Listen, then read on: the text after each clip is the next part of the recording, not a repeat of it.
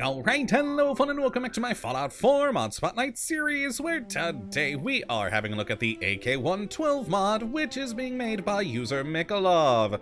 And what this glorious little piece of work looks to add into the game is a fun interpretation of the AK-112, which was of course the assault rifle seen in Fallout 1 and Fallout 2. And I always love seeing mods like this because I find it just so cool to bring back weapons from previous entries in the franchise here into Fallout 4. I just think it's a neat thing, and I always love to see it. So let's jump on over here and have a look at what exactly we do get with the AK-112, which in its most basic and standard form will do 32 damage with a 5mm round, with a firing rate of 40, range of 131, accuracy of 80 for a weight of a 13.6. Not too bad there. And as you can see, it is a pretty good looking gun, and one that I certainly think does fit into the world quite nicely, and does thankfully have a pretty decent mod list over here. Not the largest one ever. I do wish that some categories had a few more options in them, but overall enough mods to make this weapon more useful into the mid to maybe mid-ish late game, and that's pretty darn cool. Plus, as a sort of assault rifle type weapon, I think it fits a lot better in the world than the assault rifle we do get in Fallout 4, which I've never really liked the look of. And it does, of course, certainly look the part of the AK-112 if you have it at this angle and remember what the 2D sprite was for it back in Fallout 1 and 2. But yeah, I think it certainly does look the part, and overall, pretty darn nice. Now, as for how you do get your hands on one of these things, well, it's rather simple. It is going to be added into the level loot list, and the same as the combat rifle. So once you do start seeing the combat rifle in the world, you'll also start to see these. So fairly early on in the game. So let's go and have a look at what modifications we do have available for this weapon, and starting with the receiver category, which is strange and unusual for guns because there's none. Instead, we actually have down here towards the bottom the internals category. Don't know why the mod maker decided to put basically what any other mod would put as the receivers into a new internals category, but oh well, here they are. And they're the pretty typical things where we've got standard, light frame, heavy, calibrated, etc., and a large number of options for both the semi-automatic as well as automatic versions in here for you to choose from. So quite a lot of options, and some that can get pretty powerful, as you can see with the advanced internals and powerful automatic internals. But yeah, I just find it kind of strange that they're not just all up here in receiver. Now, as for the barrel category, we've just got two options with either the standard short sniper barrel or the long-range sniper barrel here, which is pretty good to have there. In the stocks, we've got three options with the standard, a marksman, and a polymer stock, if you do want this thing to look a little bit more modern-ish, which is pretty neat. Then in the magazine category, we've got a small and large magazine, and of course quick eject versions of both of those. And then in sights, we've got an alright selection here, from the standard sights, short, scope, and reflex, to even medium, long, and night vision varieties in here. Not a huge selection of sights, but enough to make it what you're gonna need for your specific needs.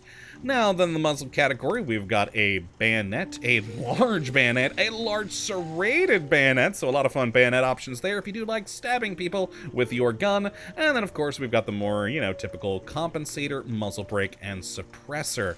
Though there's kind of an oddity with the muzzle brake we'll talk about in a moment once we get to actually shooting with the guns. It's actually really the one oddity that I have with this mod. So yeah, we'll talk about that here in a bit. Then, of course, we already did the internals, so we go to the ammo category here. So if you would like, you can change up the gun from 5mm to 5.56, and it will give you a small damage boost in changing that ammo there.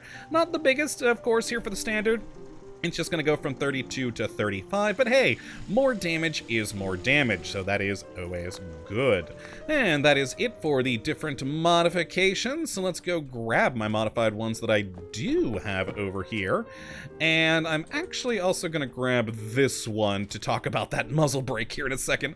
So let's just bring out the standard gun though first and take some shots. And there you go. As you can see, a just, good normal firing gun. It does have a bit of kick, which can make it a little bit hard to, aim down sight with the shots here. But, and when I mean kick, I'm actually meaning the animation of the kick.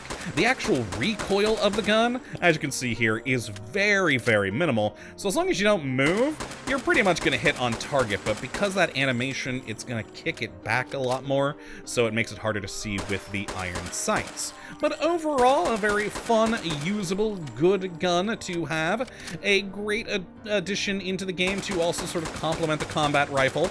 And with the different internal modifications and the automatic versions you can get, I think a good replacement for the assault rifle. Personally, maybe you like the assault rifle. Me, meh. Now, then, of course, we've got our suppressed version here, which is, just a normal silent sound there. But with the, extended magazine that you have on this thing, you go from that 10 to a whopping 40 bullets, so pretty great for when you are using the automatic, but yeah, quite a big jump between those two magazines. And again, thanks to that low actual recoil for the gun, you can pretty much stay on target with this thing, so even though its damage isn't the greatest, again, kind of a mid-tier weapon, you can really put a lot of bullets into an enemy and, not have much issue. Now, on to the automatic gun. Let's actually grab the one with the muzzle brake first and talk about that. You'll notice that when I shoot this, the sound changed. I was so confused for a while experimenting with this, thinking that maybe it was me changing the ammo, because this was the first gun I changed over to 5.56, maybe it was the internals, but no, it's the muzzle brake. This is, of course, an automatic gun, so, just hold down trigger and it shoots with its low fire rate that it does have for an automatic.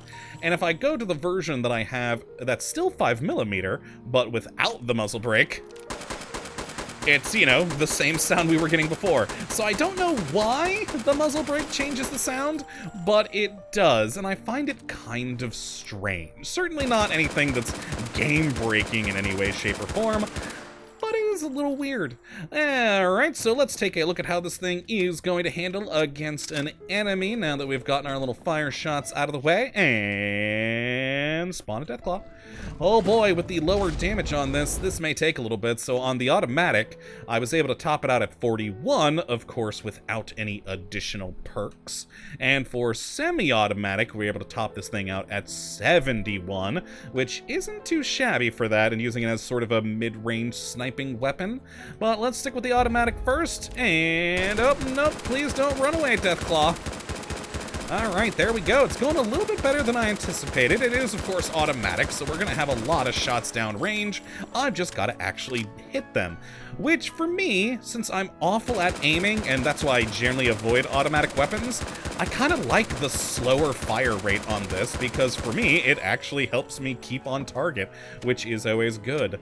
Now, the reason for the sort of lower fire rate for automatics with this gun is apparently in the mod page to sort of balance the weapon, since it was a single semi-automatic fire or a burst fire gun in Fallout 1 and 2. So they decided to make it a slower firing automatic weapon here. But I actually kind of like it. Like I said, I find it more controllable. Let's spawn in another one here and go to the semi-automatic version with the higher per shot damage. There we go. And take him down. If I would hit him. Oh, he's hiding behind the other corpse, but we're still getting some good damage on him there. Where did he go back there? Oh, all right, there we go.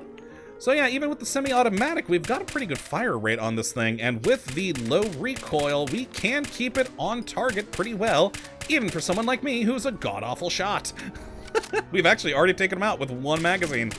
Oh, there we go. Oh, come on. There we are. He is down. Magnificent. And yeah, overall, I think this is a pretty fun mod. The one thing that I personally find strange is that weird muzzle brake, but other than that, it's a pretty fun gun. And like I said, I always love seeing weapons from the previous entries in the Fallout franchise being added into the game. I just think it's a great thing to see because, I mean, they're in the universe. Why not have them? So if you'd like to take a look at this mod for yourself, which I'd certainly recommend you go and do, you can have a look at the link in the video as per usual. But that's going to be it for this one today. Hopefully you have enjoyed and you come back for whatever mod it is that we look at next. But until that time, thank you for watching and have a good one.